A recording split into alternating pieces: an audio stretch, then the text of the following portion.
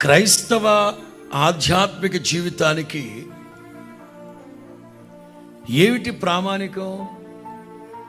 సేవకుల మాటలు ప్రక్కన పెట్టండి, సేవకుల మాటలు ప్రక్కన పెట్టండి. అసలు క్రైస్తవుడు భక్తి జీవితాన్ని పాటించాలంటే ప్రామాణికం ఏమిటి? ఇది కాదా? క్రైస్తవుడు పవిత్రంగా భక్తిగా బ్రతకాలంటే ప్రామాణికం ఇదే కదా. మరి ఇందులో ఉన్న మాటలు పాటించకుండా ఇంకేంటి నాకు అర్థం కావట్లేదు. క్రైస్తవులకి ప్రామాణిక చట్టం ఏది?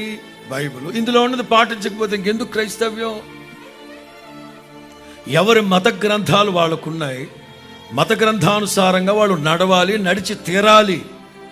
అందరూ నడుస్తున్నారు, మనం ఎందుకు నడవట్లేదు? అందరూ నడుస్తున్నాడు, నడవట్లేదు నాకు అనవసరం. మన సంగతి మాట్లాడుకుందాం.